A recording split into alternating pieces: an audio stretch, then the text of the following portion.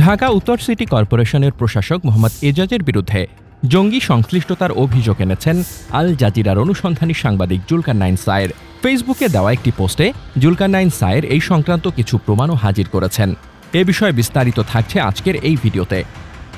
রাজনৈতিক অঙ্গনের নানা ইতিহাস ও তথ্য পেতে আমাদের চ্যানেলটি সাবস্ক্রাইব করে বেল বাটনটি প্রেস করে রাখুন।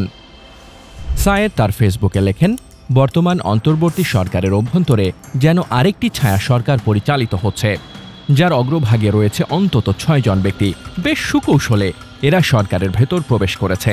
যেসব উপদেষ্টা বা গুরুত্বপূর্ণ ব্যক্তিদের নামে আপনারা হরহামেশাই মুখরোচক গল্প শুনে অভ্যস্ত, তারা কেউই এসবের সাথে সংশ্লিষ্ট নেই, বরং আপনাদের কাছে ওইসব ছাইপাশ গল্প প্রচারই করা হয় সংশ্লিষ্টতা নেই এমন সব ব্যক্তিদের সামনে এনে বিতর্কিত করে আপনাদের ব্যস্ত রাখার জন্য। উদ্দেশ্য ১৪ জনের বিশেষ দলটি বা ছোটন গ্যাং যেন নিভৃতে তাদের কুৎসিত উদ্দেশ্য সফল করতে পারে। আজকে উন্মোচন করা হবে ছোটন গ্যাংয়ের অন্যতম সদস্য এবং সরকারের ভেতর চতুরতার সাথে স্থান করে নেওয়া ঢাকা উত্তর সিটি কর্পোরেশনের প্রশাসক মোহাম্মদ এজাজের পরিচয়। মোহাম্মদ এজাজ নিষিদ্ধ ঘোষিত হিজবুত তাহরির শীর্ষ নেতাদের একজন। তিনি ছাত্র জীবনে ইসলামী ছাত্র শিবিরের রাজনীতির সাথে যুক্ত ছিলেন। ২০০২ সাল থেকে হিজবুত তাহরির সাথে জড়িত হন। এই সংগঠনের কাজ করতে গিয়ে কমপক্ষে দুবার গ্রেফতার হন তিনি। ২০১৪ সালের ৩রা সেপ্টেম্বর ইস্যু করা সিটি স্পেশাল ব্রাঞ্চের একটি স্মারক পর্যালোচনা করে দেখা যায় যে হিজবুত তাহরির বাংলাদেশ নামক সংগঠনের শীর্ষ নেতৃবৃন্দের তালিকায় এই মোহাম্মদ এজাজের অবস্থান ছিল ৫ম।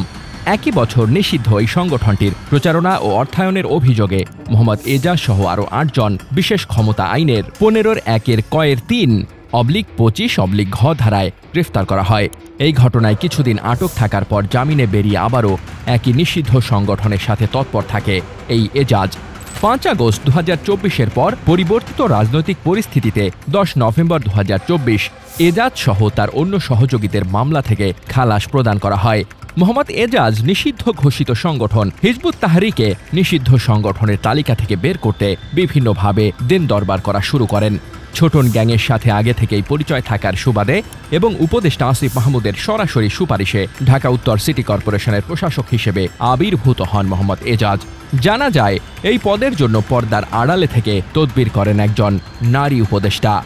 বিভিন্ন নিরাপত্তা সংস্থার সাথে যাচাই করে নিশ্চিত হওয়া গেছে সরকারের পক্ষ থেকে মোহাম্মদ এজাজকে ঢাকা উত্তর সিটি কর্পোরেশনের প্রশাসক হিসেবে নিয়োগের আগে কোনো রকমের নিরাপত্তা ছাড়পত্র গ্রহণ করা হয়নি।